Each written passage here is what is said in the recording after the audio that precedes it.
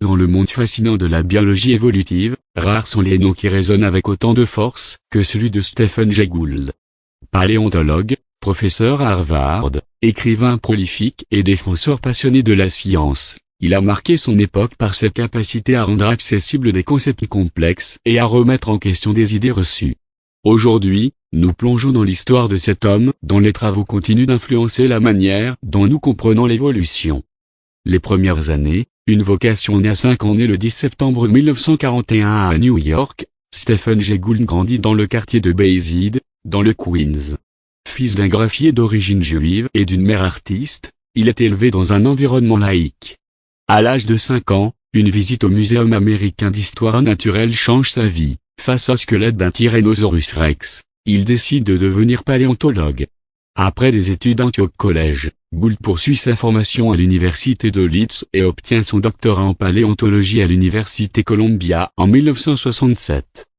Il rejoint ensuite l'université Harvard, où il enseignera jusqu'à sa mort en 2002. Une théorie révolutionnaire, l'équilibre ponctué en 1972. Avec son collègue Neil Eldredge, Gould propose la théorie des équilibres ponctués. Contrairement à la vision darwinienne de l'évolution graduelle, cette théorie suggère que les espèces évoluent rapidement lors de périodes ponctuelles, suivies de longues phases de stabilité. Cette idée bouleverse la biologie évolutive et provoque de vives discussions dans la communauté scientifique.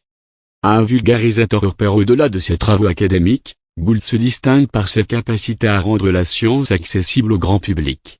De 1974 à 2001, il publie 300 essais mensuels dans le magazine Natural History, réunis sous le titre The View of Life. Ces textes, mêlant science, culture et humour, sont compilés dans des ouvrages à succès tels que Le pouce du panda, La vie merveilleuse et Le sourire du flamant rose. Un engagement éthique et politique. Gould ne se contente pas de faire avancer la science. Il s'engage également sur le plan social et politique. Militant pour les droits civiques dans les années 1960, il lutte contre le racisme scientifique et les théories pseudo-scientifiques, notamment le créationnisme et le dessin intelligent. Il défend l'idée que la science doit être séparée de la religion et que l'enseignement de l'évolution est essentiel dans les écoles. Une vision nuancée de l'évolution. Gould critique l'adaptationnisme, qui explique chaque trait biologique par son utilité. Il introduit les concepts d'exaptation et de contingence. Selon lui, l'histoire de la vie est une forêt d'arbres possibles, non un chemin linéaire vers l'homme. Un combat personnel contre la maladie. En 1982, Gould est diagnostiqué d'un cancer abdominal rare. Contre toute attente, il survit et publie l'essai « La médiane n'est pas le message », où il explique que les statistiques ne reflètent pas toujours la réalité individuelle. Il se sert également de la marijuana médicale pour soulager les effets secondaires de ses traitements. En 2002, un autre cancer le frappe, cette fois au poumon. Il décède le 20 mai 2002, à l'âge de 60 ans, entouré de sa famille et de ses livres. Un héritage durable. Au cours de sa carrière, Gould reçoit de nombreuses distinctions, dont la médaille Darwin-Wallace en 2008, décernée par la Linnean Society of London, et le titre de humaniste de l'année en 2001 par l'American Humanist Association.